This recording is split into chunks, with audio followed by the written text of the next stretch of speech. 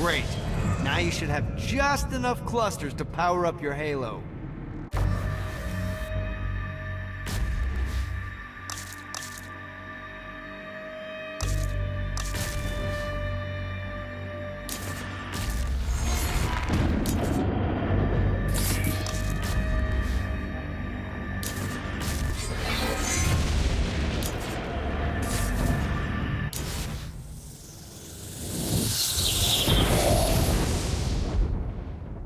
Alright, let's start slow. Try to jump over to that next island. Also, the longer you charge your wings before jumping, the further you'll go.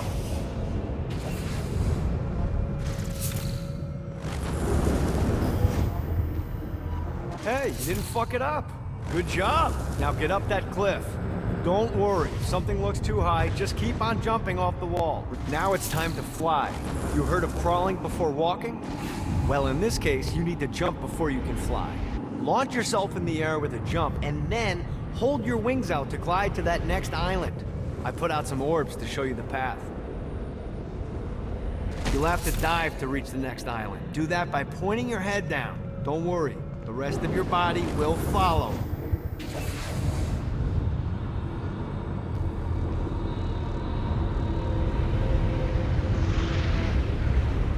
I put a shiny flap orb out in front of you. Collect the orb, and your wings will flap to gain speed.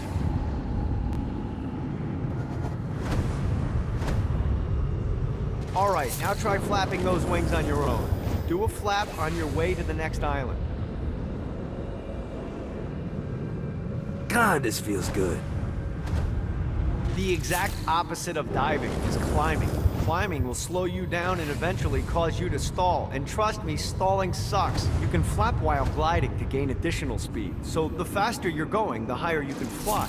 All right, time to take the training wheels off for the final lesson. Flying takes stamina. If you run out in midair, you are going to drop like a rock. Stupid. Let's get you back to the old tour building. I want to run through all the stuff you can do to hurt Satan. Sure thing. See you soon. Here's the deal. If you want some FaceTime with Satan, you need to get his attention. Now, Satan hates being challenged, so anything you do to undermine his control is good. Fraud, mayhem, shooting demons in the face, anything. You can keep track of Satan's wrath with this handy meter. Get it high enough and you'll be having drinks with Big Red in no time. I've compiled a list of shit to do, so take a look and do whatever sounds fun. Oh, one more thing. We have some potential allies down here. Trust me, you want to impress them.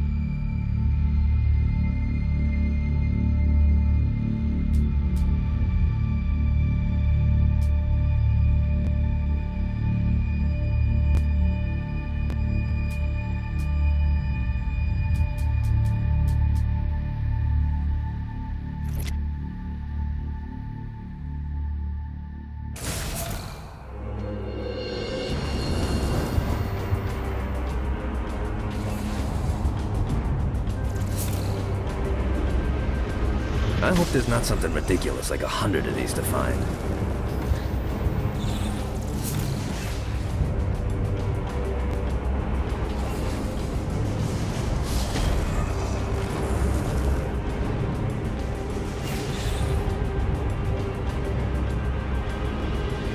Lost count on these things.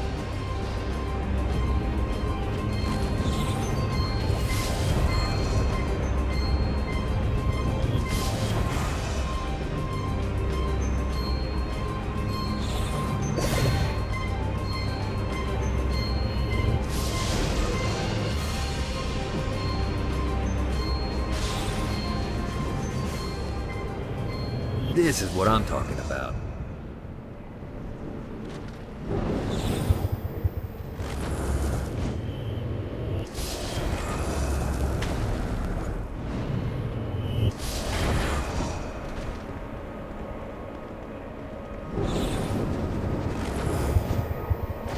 Got to touch down.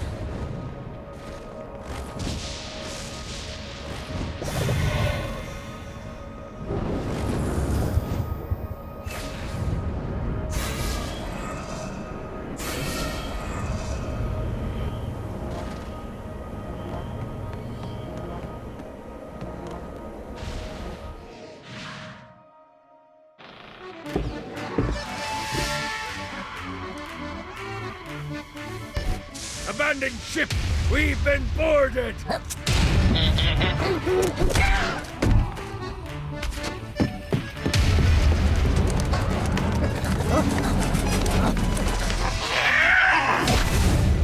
Get these damn things off my ship!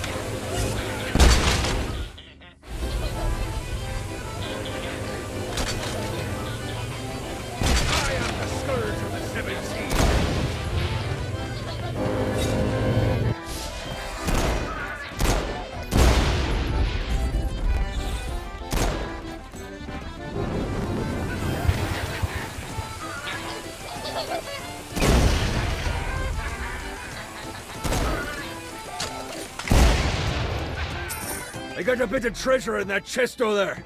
The weapon you find inside may help with our little imp problem.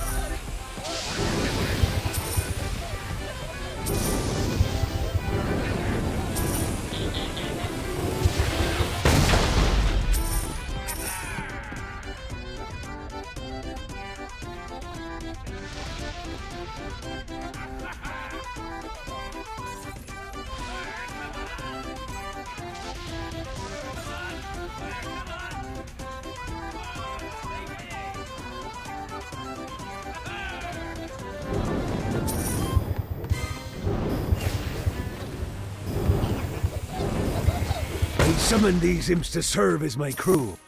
I forgot what a handful they could be. Once aboard, they wouldn't listen to their captain. They ran amok in the bowels of the ship.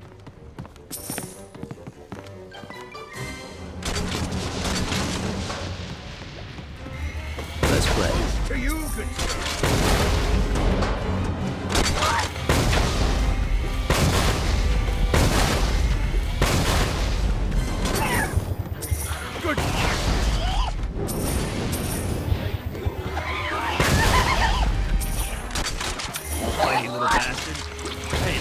drop the pirate voice. What pirate voice would that be? Wow.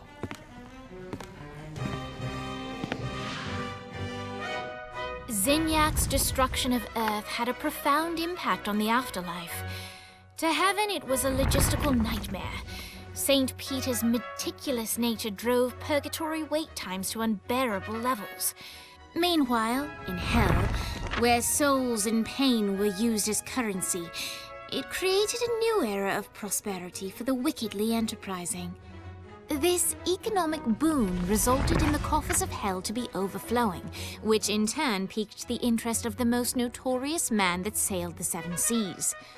Long had Blackbeard been a thorn in Satan's side, robbing tax collectors on a semi-regular basis. But the promise of an immeasurable fortune drove him to be even bolder. An arrangement was reached. Blackbeard would provide information on strategic targets in exchange for a share of the profit. Johnny, who was interested in murder, not money, happily agreed.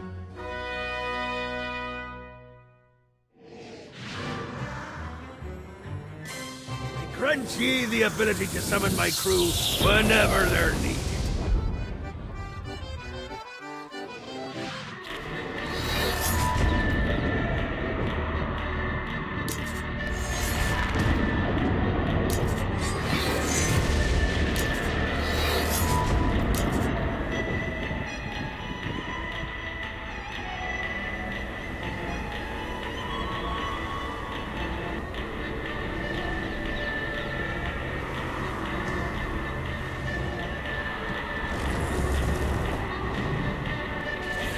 I raided a Centerpol office and found information on where the president is being kept. Evidently, they've been trapped in some sort of soul crystal inside Satan's palace. Breaking in is an impossibility. Your best bet to save them is to continue to try to draw Satan out of his palace.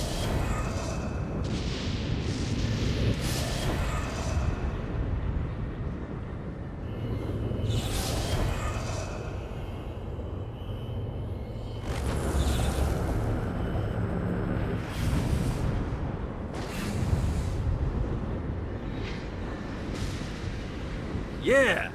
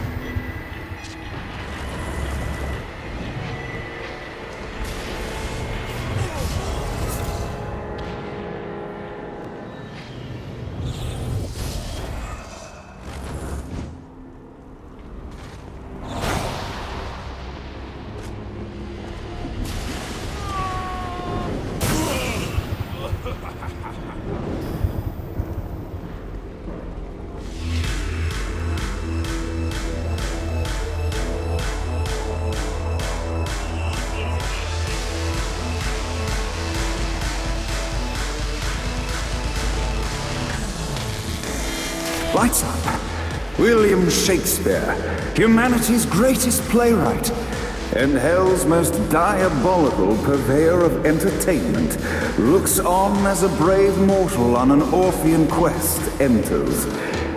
The bard's interest is piqued, and he looks to test his visitor's mettle.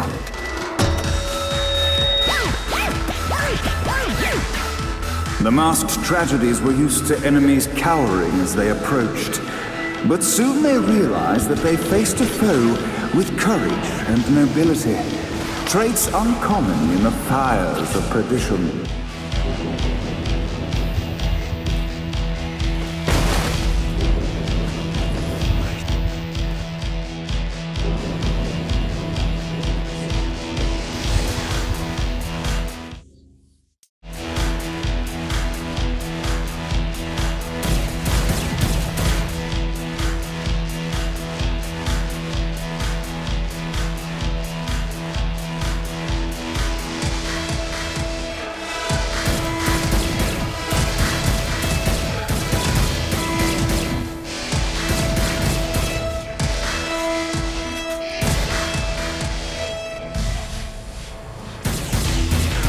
inciting incident resolved, the time had come for rising action!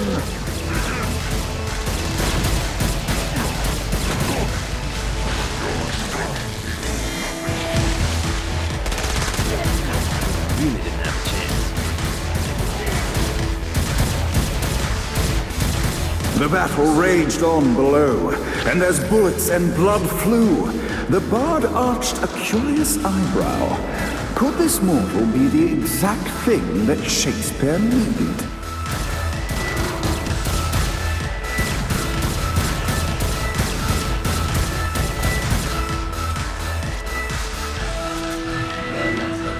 This battle's far from over, mortal. Arise! And now, Act 3!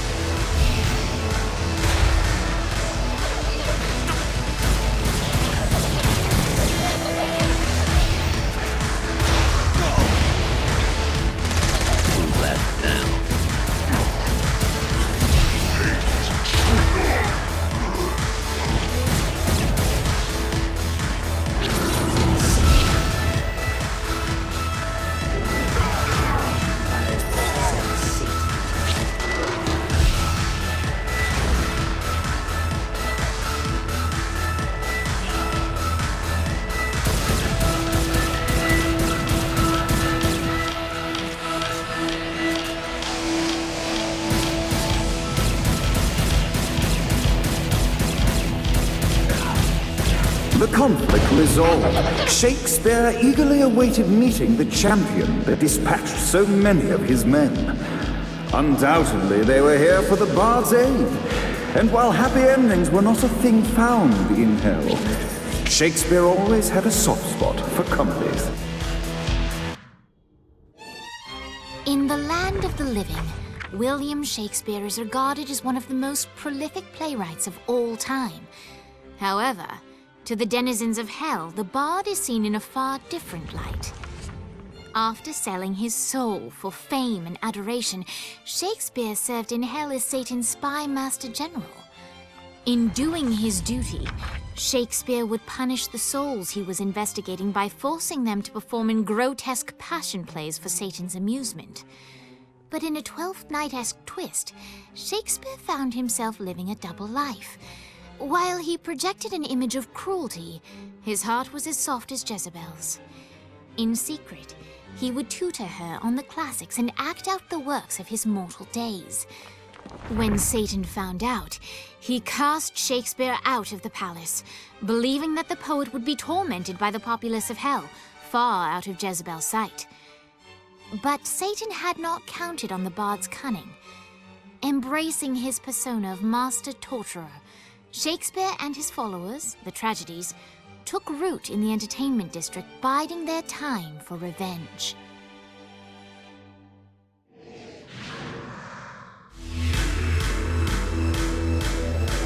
And so Shakespeare called forth the Deus Ex Machina to bestow our protagonist with the arcane power of Force Stomp.